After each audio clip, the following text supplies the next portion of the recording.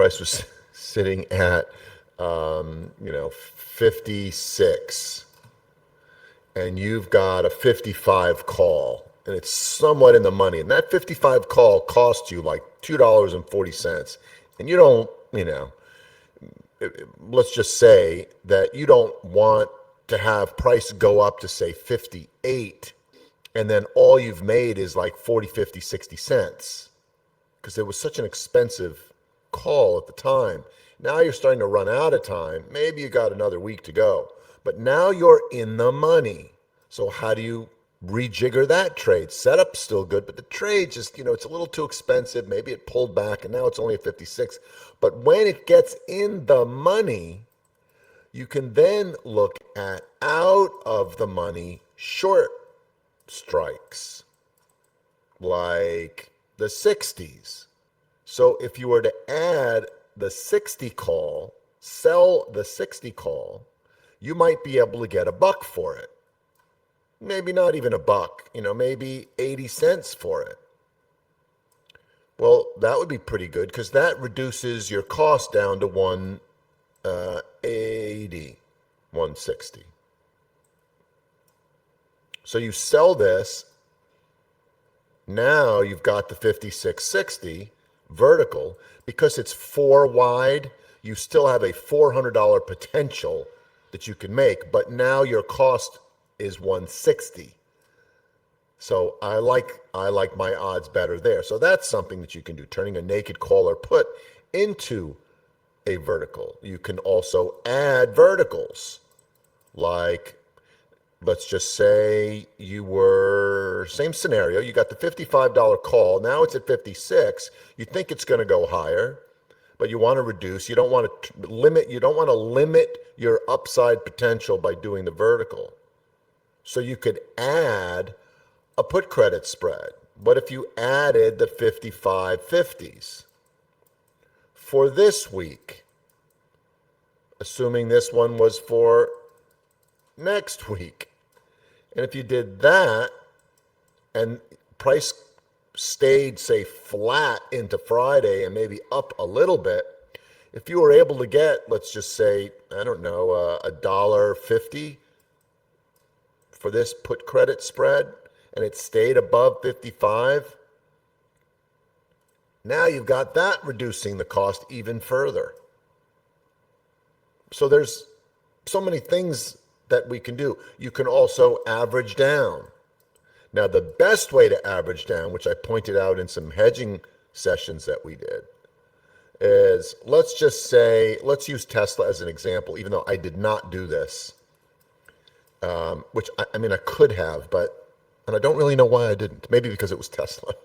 So Tesla was the hedge. TSLL was the hedge on a Tesla put debit spread, right?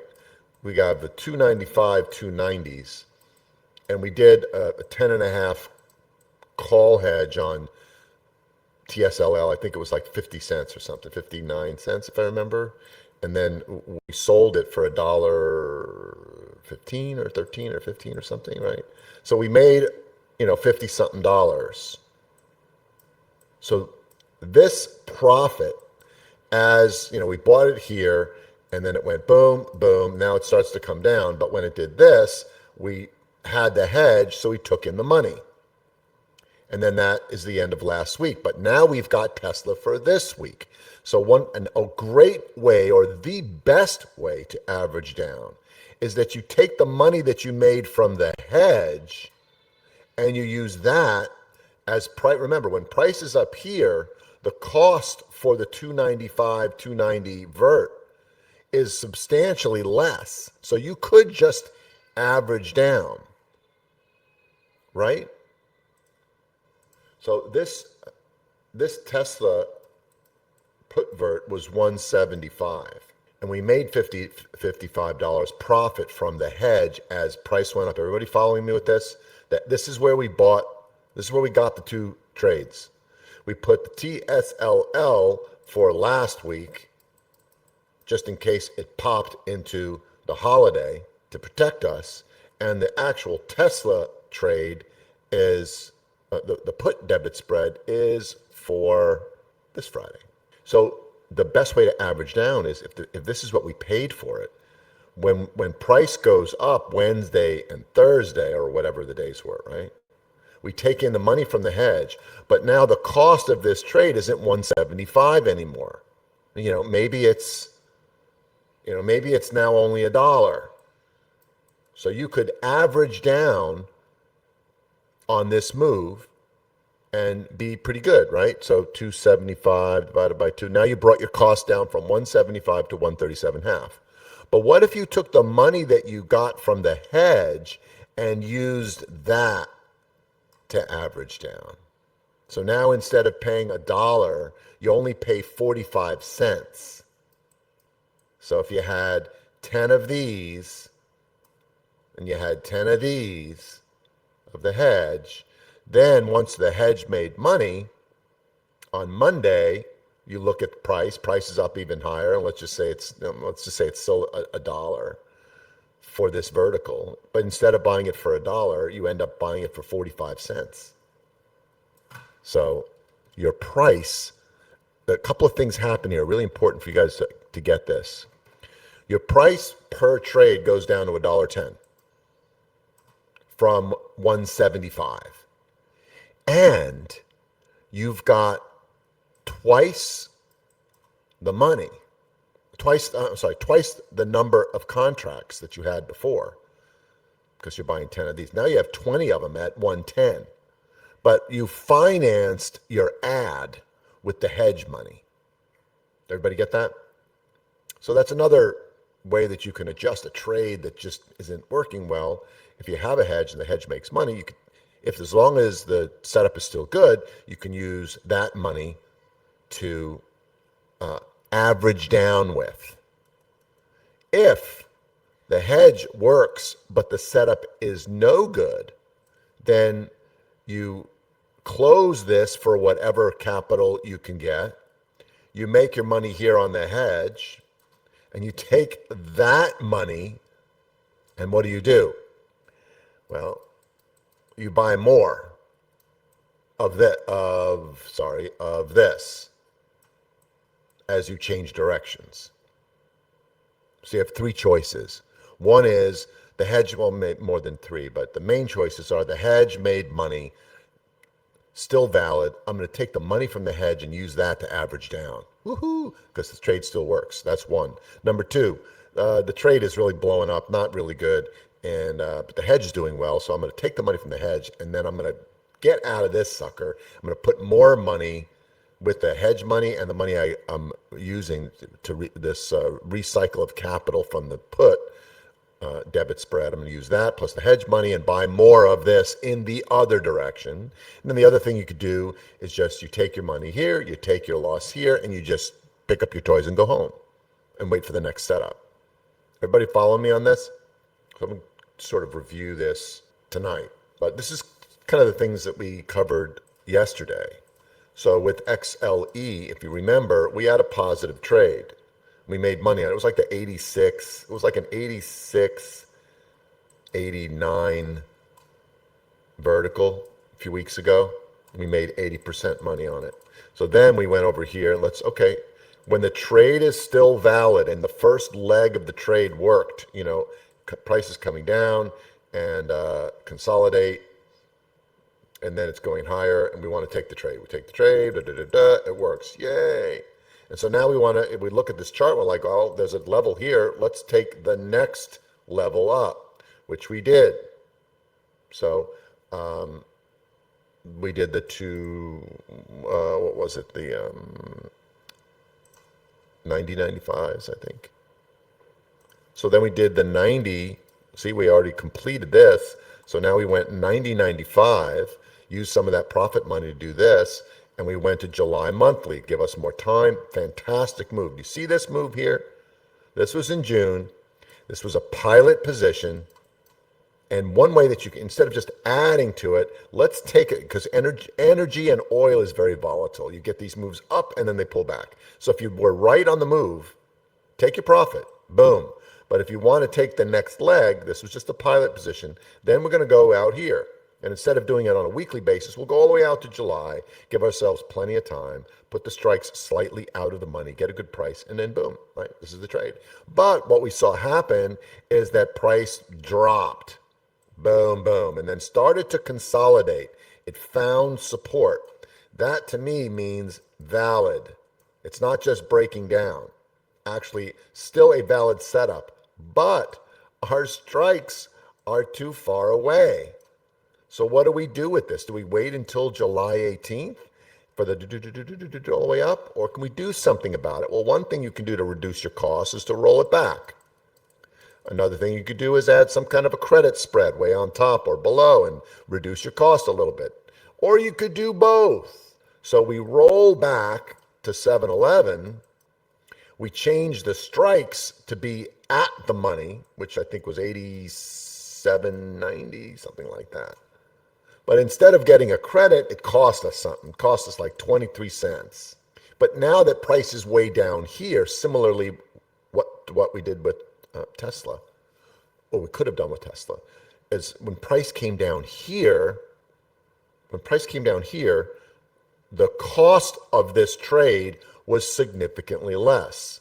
It was now only 40 cents for the same, not this trade, but this trade. So we rolled it back for 23 cents.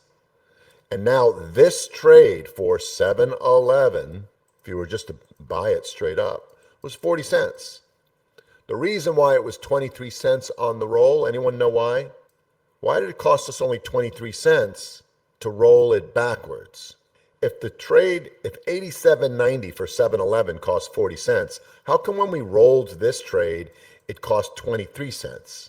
No, not less premium, not theta, credit for time value. The trade improved. No. So I guess what I'm asking you is, if this initial trade on XLE, just so that you understand the dynamics of how it works. The initial trade was $1.25 for 7/18. When we rolled it back, it only cost 23 cents to roll it back a week. And at the same time, it was, if you were to buy this trade, just buy it for the same 7-Eleven, it was only 40 cents. Why the difference between 23 and 40?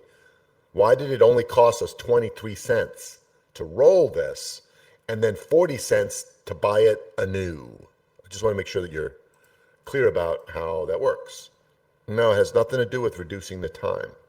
So the answer is there was still money. Yeah, Michael's got it. Yeah, so you still had 17 cents left. No, not premium. You still had 17 cents left in this piece of shit trade. The trade that you put on cost $1.25, but because price dropped, you see this drop, we're like down by whatever it is, 17 divided by 125. I had said 80% yesterday. It was like, 87. So we're down 87% on this trade, but there's 17 cents left. And what does a roll do? A roll takes whatever value you have left, dollar amount that you have left in this trade that is no longer working, and it applies that 17 to a brand new trade. The 87.90s for 7-Eleven are 40 cents, but we have 17 cents that we can apply to it. And that's what the auto roll does. When you roll within a broker platform, it takes whatever money you got left and puts it into the new trade. But the new trade costs 40 cents. But that's good, because if the initial trade cost me 125 and I rolled it for 23, means I got $148 into this new trade, right? That's how much the trade cost me. So, but I could get more of them at 40 cents. So I go to 40 cents, divided by 2. That means I'm now in it for 94 cents. I averaged down by buying more of these. So I had 6 of these. I rolled them forward, cost me 23 cents each. So now I got $1.48 times 6. But then I add another 6 of the verticals, brand new trade, same trade, $87.90 for 7-Eleven at 40 cents each. So now I've got 12 of them. So if I divide, 12 into all of that, it gives me 94 cents. So now I'm in the trade for 94 cents. Not only that, I'm in the money. Close, anyway. I was like $6 out of the money. Now I'm like a buck out of the money, or half a buck out of the money. Then we got the move higher. Now I was able to sell this thing for $1.25, which still would have been a loss. And had I held on to this trade, it would not be profitable. So 94, 125, I got 12 of them. So I basically could make $30 or whatever it was. I forget exactly how many I had. I think it was 12. Anyway, I think that's what I got rid of it for yesterday.